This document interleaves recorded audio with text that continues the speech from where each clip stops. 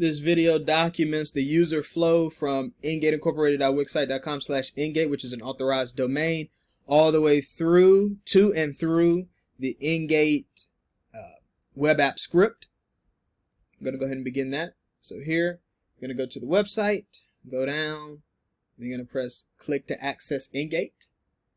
And this is where the unverified screen pops up at. Press review permissions.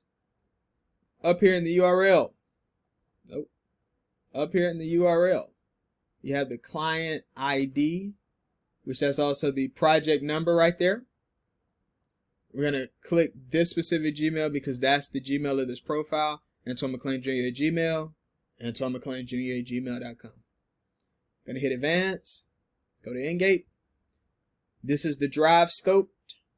Be prepared to see the upload of files.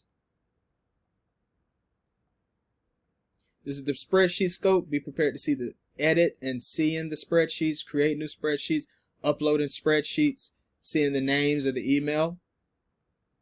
And then this is the external request scope. Create a network connection to any external service. Be prepared to see that regarding buttons that are used throughout the Eng8 web app script. We're going to hit allow.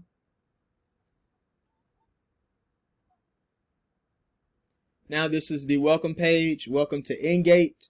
Also, here is a link to the privacy policy that's available on the authorized domains website through this privacy policy tab. Users can read that. We're going to create an account. Before we create an account, I'm going to show you all what the Google Drive of Antoine McLean Jr. at gmail.com looks like right now. There are currently no files in this Google Drive. I can refresh it. There's none whatsoever. Right? Once an account is created through the web app, a spreadsheet will populate this specific Google Drive. That's going to be the personalized spreadsheet of the user.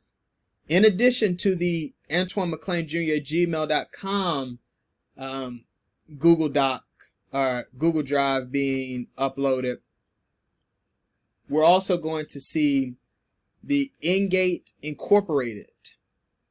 Eng8 Incorporated at gmail.com. This Google Drive is going to be populated with Antoine's personalized budget spreadsheet that is created based on the information that's provided once we create an account. I'm going to go back here. We're going to fill in the information. Just going to put random dates.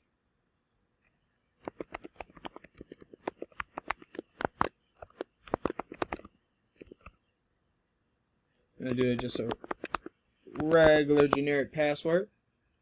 Now we're going to click sign up. And while this script is loading, what's happening is a copy of a budget spreadsheet is being created, put into Antoine McLean Jr. at gmail.com's Google Drive, and then certain information is adjusted inside of the spreadsheet automatically. So now you see Antoine's budget, 7:56 p.m. It's 7:56 p.m. If we were to go into it, it has that monthly amount that we put, the last paycheck date that we put, the monthly income, and then it divvies up the spending limits based on percentages that have already been set. And then it has the date, which is bi-weekly, 14 days from the time of our last paycheck.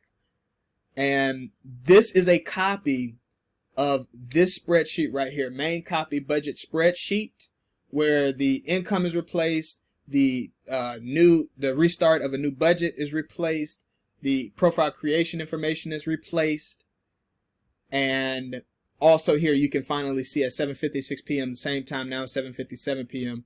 Antoine's budget was added to the Google Drive of Eng8 Incorporated gmail.com, and that's for the purpose of whenever developers are unable to develop code that changes the spreadsheet, and we need to manually go in and change the spreadsheet to ensure that it's compliant and aligned with the functions that are used to execute the script, then we're able to go in because we already have editing access. And this is shown in the specific code. This is the code.js of Eng8 right here, where it has the account creation clone, name, user email, And this is all based on that information that's uploaded through through the create an account information that's provided. So it's using this URL right here, which is the same as this main copy spreadsheet. As you see, the 1G4I4, it's the same here, 1G4I4. And then we need the drive app because we need the drive scope, because this allows us to run the drive app.getFileById.makeCopy, and then the name of the user that's inputted through that create an account form upload, and then the comma S budget, and then we add the editor as the user email that's provided, and then we also add Eng8 incorporated at gmail.com to be a part of that as well. All right, and then this part right here allows us to place it into the specific user's Google Drive, because we have access to it and we called it in through the scope that we've requested.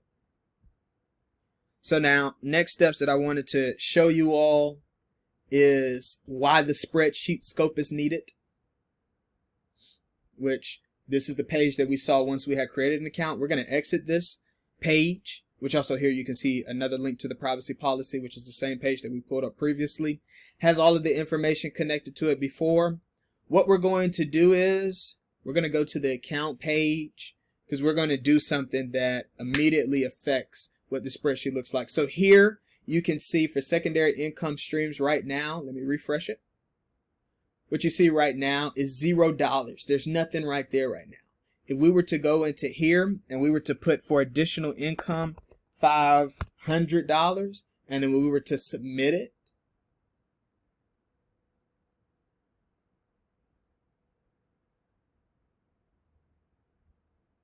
that would then be sent to this budget, which then is automatically updated, $500, and then that is put here and then put here. So that's why the spreadsheet scope is needed, because it allows us to set values inside of a spreadsheet. And then that specific code right there is found in this area. Yep. E.parameters.new income, as long as it's not null and it's not blank. Take that new income, then we set the value on the profile sheet, which then sets a new value on the personal budget template sheet that we just looked at, which is in Antoine's budget, which this is the budget template sheet, and then this is C5. That's new income. The additional income is going to be right here. So add income, and then that just gets the range of C6, and then it sets it in the personal budget template sheet. So that's why the spreadsheet scope is needed. Now, let's go ahead and head to Eng8 budget spreadsheet, where you see here, due to who the active user is, which is based on us asking for that user info.profile, we get the email of the current, of the most recent Gmail user who executed the script, whether that's through a refresh, whether that's through add-in information, which then refreshes and executes the entire script. It puts that email there, and then it goes down here in our array of users, and then it finds the sheet URL for it, and then it puts the active user's URL right there. So then this script is able to, for the sheet URL right here, is able to go and get that information and then use that specific URL to execute the script.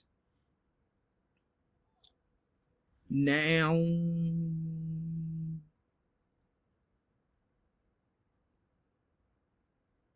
yep, so we've already edited it. And then now here's where the external request is used at. So let's say on all HTML pages,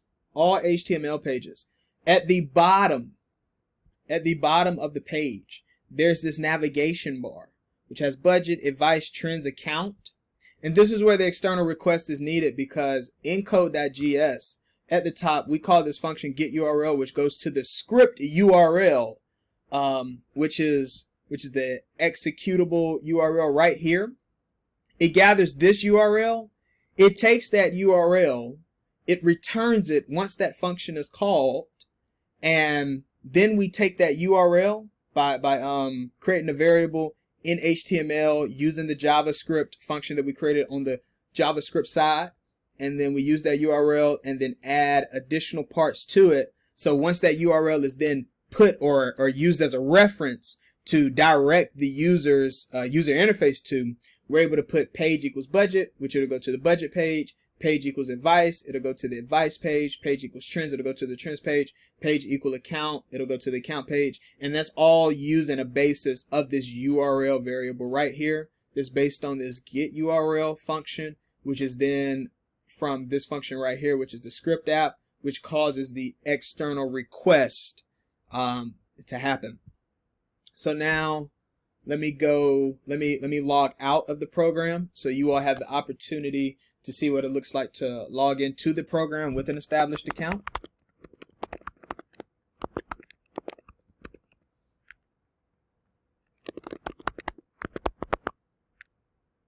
Matter of fact, I'm just going to put in that test 1, 2, 3.